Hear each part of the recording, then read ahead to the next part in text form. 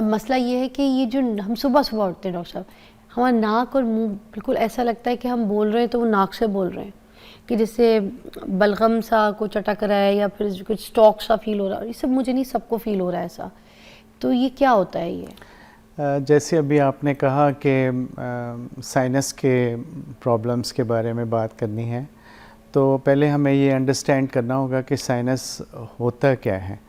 اور جب ہم اس کو انڈرسٹینڈ کریں گے تو اٹ ول بی ایزی کہ ہم اس کی بیماری کو بھی سمجھ سکیں.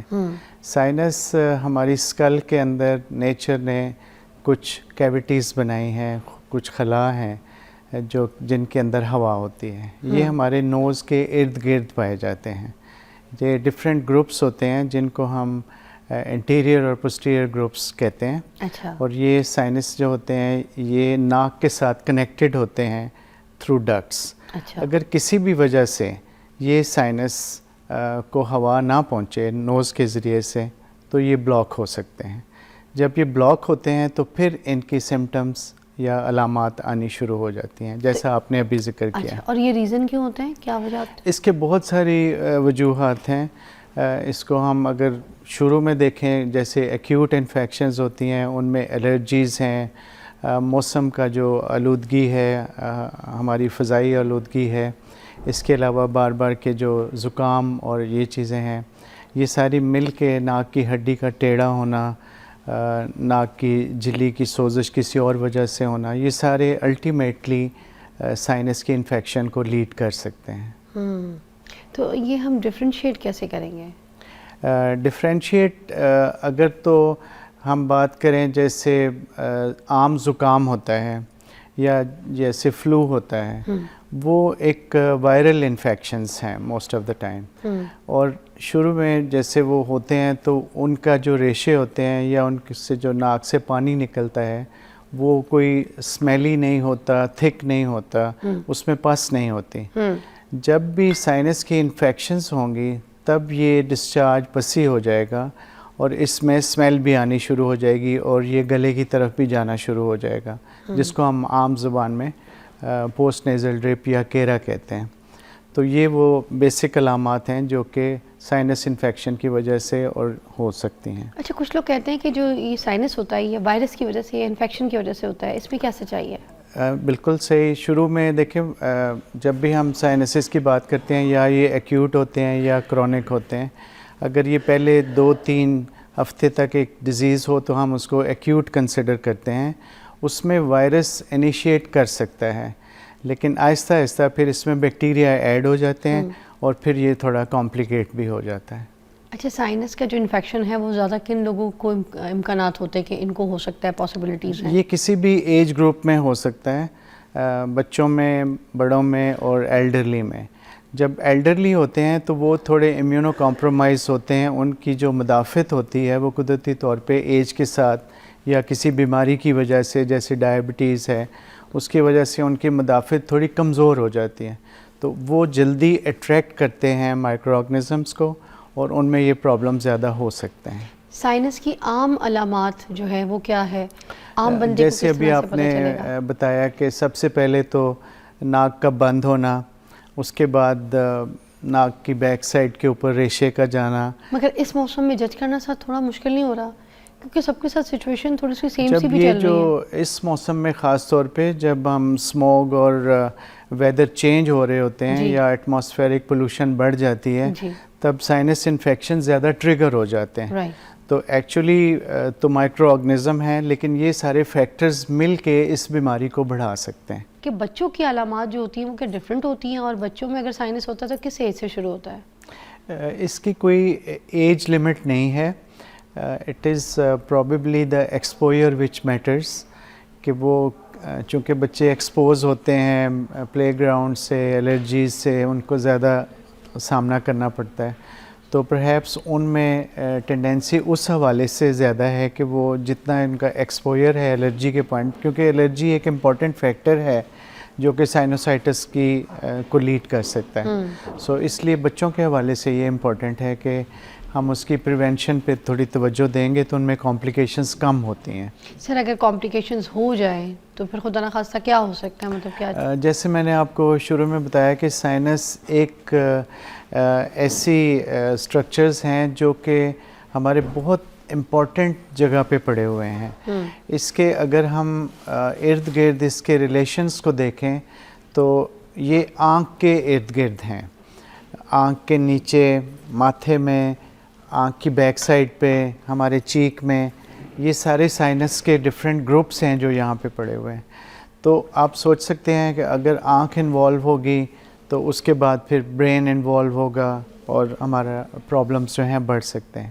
اگر بار بار کی انفیکشن ہو اور کرونک ہو جائیں تو جو نوز کی جھلی ہے وہ پرولیپس ہو جاتی ہے, اس کا اڈیما ہوتا ہے, سوزش ہوتی ہے, اور وہ ناک میں جب پرولیپس ہوگی تو اس کو پھر اس کنڈیشن کو ہم پولپس کہتے ہیں.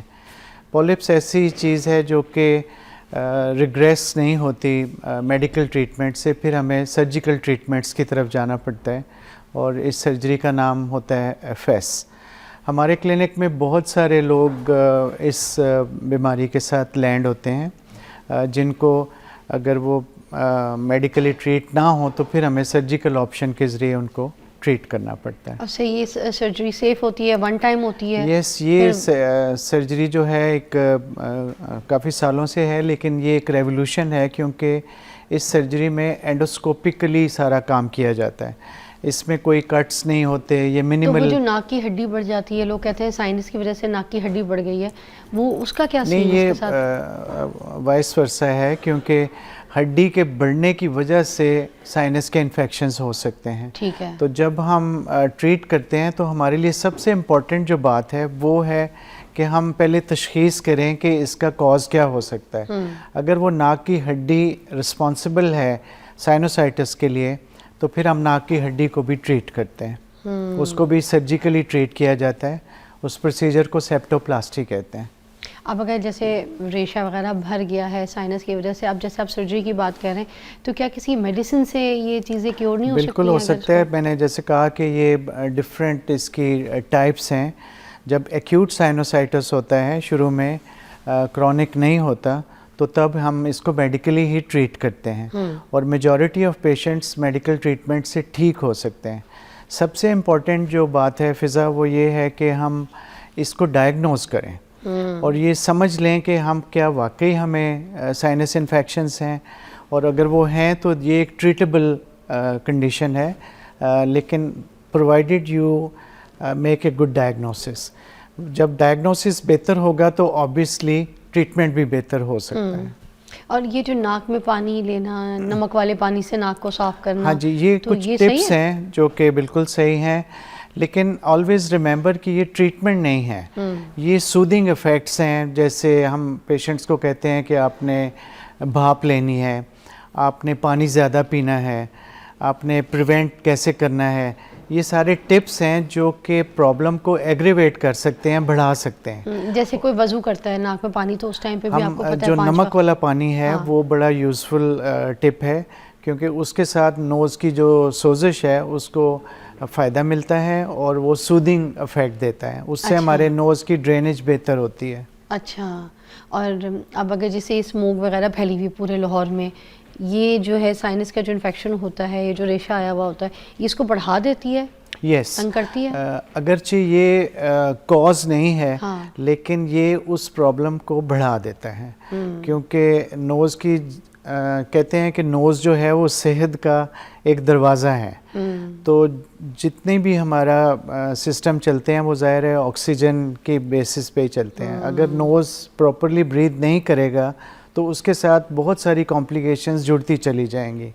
سو نوز کو ہیلدی ہوگا تو باقی باڈی بھی ہیلدی ہوگی. ایسا ہی ہے سر. یہ جو سردی کے ٹائم پہ لوگ ٹھنڈا ٹھنڈا پانی پیتے ہیں, تو اس کی وجہ سے بھی کوئی الرجیز, ہماری آئس کریم کھا لینا, کولڈ ڈرنکس پی لینا, تو یہ چیزیں بھی اس ایشو کو بڑھا سکتی ہیں؟ الرجیز کی بہت ساری ٹائپس ہیں.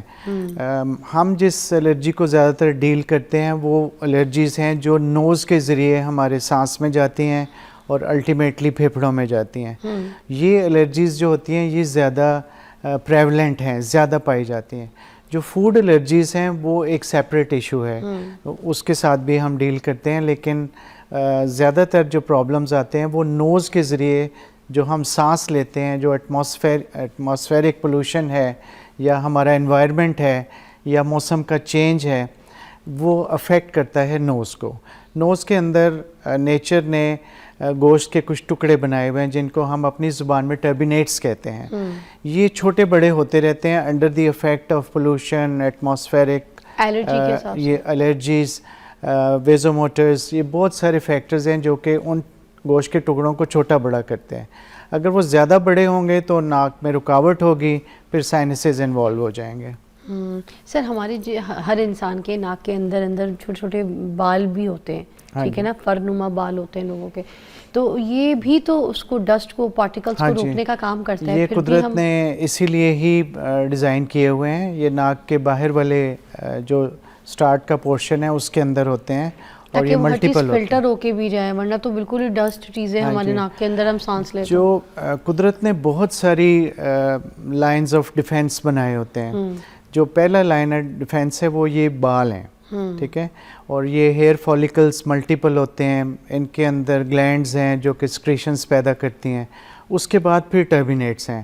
ٹربینیٹ بھی ایک ایسی چیز ہے جو کہ باڈی میں جو ہم سانس لیتے ہیں وہ اس کو ہیومیڈیفائی کرتا ہے, اس کے اندر ہوا ایڈ کرتا ہے, اس کے ٹیمپریچر کو ریگولیٹ کرتا ہے, کم زیادہ ٹیمپریچر کے حساب سے, موسم کے حساب سے اس کو وہ آٹومیٹیکلی ایڈجسٹ کرتا ہے.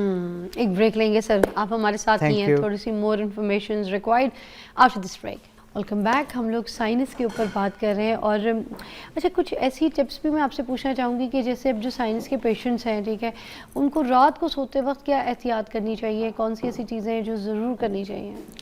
دیکھیں, جب بھی کوئی بھی بیماری ہو ہمیں اس کی پریونشن کے بارے میں ضرور بات کرنی چاہیے کہ ہم اس سے کیسے بچ سکتے ہیں.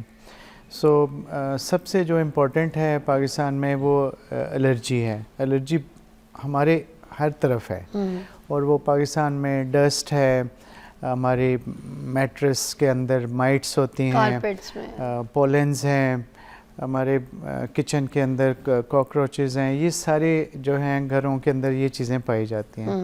اور اس سے اگر آپ سینسٹیو ہو گئے تو پھر آپ کے جسم کے اندر اینٹی باڈیز بن جاتی ہیں, جو پھر آپ کو بار بار اینٹی باڈی ریئیکشن ہوتا ہے اور سمٹمز آتے ہیں. تو پریونشن میں سب سے ضروری جو پرہیپس ہو سکتا ہے وہ ایک تو ماسک کا استعمال ہے, دوسرا پانی کا زیادہ استعمال ہے. جو اگر آپ کا ڈی ہائیڈریشن ہوگا تو ہر بیماری جو ہے وہ بڑھے گی.